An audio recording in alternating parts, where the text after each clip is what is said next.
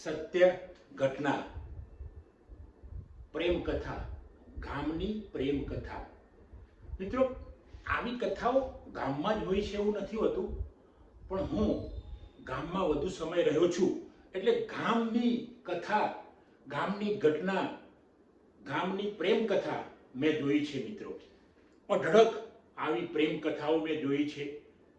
ગામની અંદર આવા પ્રેમના જે વારસાઓ છે હજુ સુધી ચાલે છે, જે શહેરોમાં પણ ચાલે છે, પણ ગામની વાત આખી અલગ છે. મિત્રો, કારણ કે ગામ એ ગામ છે, કેમ કે આપણો દેશ જે ગામના તાતણે બંધાયેલો છે અને એ આપણો દેશ બન્યો છે. મિત્રો, એટલે ગામની આ પ્રેમ કથાના સંદર્ભમાં કેટલીક કણિકાઓ મેં લખી છે. એ કણિકાઓ એટલે કે પંક્તિઓ હું આપને રજૂ કરીશ. એટલે આ ગામની પ્રેમ કથા જબરજસ્ત પ્રેમ કથા છે. તમે જો આખું આ જોશો, આ મારું જે પંક્તિઓ વાળું આખું જે ઘટનાની વાત મેં કરી છે એ તમે જોશો તો તમને ખૂબ મજા આવશે. તો હું શરૂઆત કરું છું આ પ્રેમ કથાની. તે ને હું મારા શૈશવમાં ખૂબ અમે રમતા ભેળા, અનહદ પ્રેમ કરતી તે મને, અઢળક ચુંબન કરી લેતી મને, હું જે કહું તે જ થાય, છતાં તેનું મન કદી ન કચવાય. ક્યારેક હું એને તેની ઉંમર પૂછી લેતો, ત્યારે એ કહેતી હું તારા જેવડી જ છું. બાળપણનું મારા તેનું એ વહાલ આજે ભૂલાતું નથી. યાદ આવે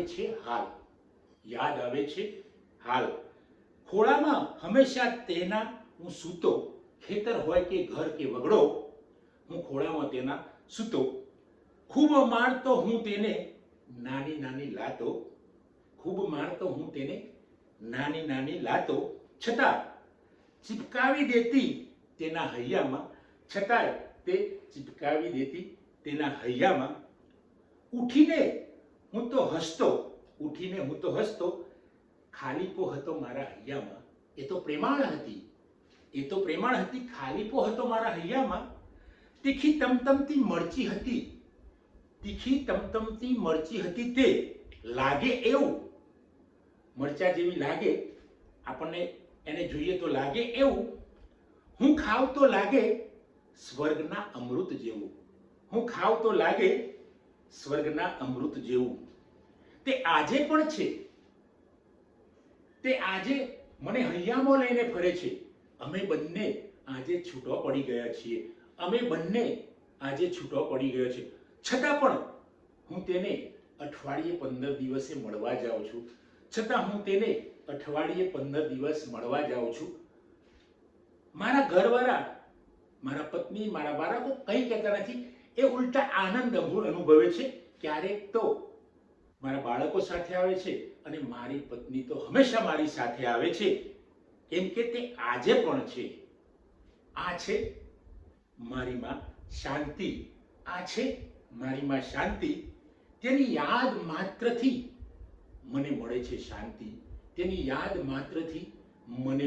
શાંતિ. મિત્રો, આ માં એટલે માં શહેરની હોય, ગામની હોય, પરદેશની હોય, માં કોઈ પ્રાણી બચ્યું હોય એની માં હોય, પણ માનો સથવારો, માના તોલે, માની સાથે દુનિયાના કોઈ પાત્રને ના સરખાવી શકાય. આ માત્ર મારો જ અનુભવ મેં વર્ણવ્યો છે એવું નથી. મિત્રો, પણ આ જે પ્રેમ કથા છે દરેક બાળકની છે, દરેક પુત્રની છે, દરેક પુત્રીની છે, દરેક સંતાનની આ એક જ કથા છે. આ પ્રેમ કથા એ ગામની હોય કે શહેરની, પ્રેમ કથા એ પ્રેમ કથા છે અને આ બધા જ માટે સત્ય ઘટના છે. મિત્રો, એટલે હું આ ગામની સત્ય ઘટના, પ્રેમ કથા મેં તમને વર્ણવી છે. મિત્રો, આ સત્ય ઘટના, પ્રેમ કથા આપને સારું લાગે તો એને શેર કરશો, કોમેન્ટ કરશો અને જો ચેનલ સબસ્ક્રાઇબ ન કરી હોય તો સબસ્ક્રાઇબ કરશો. થેન્ક યુ દોસ્તો. જય હિન્દ, જય ભારત.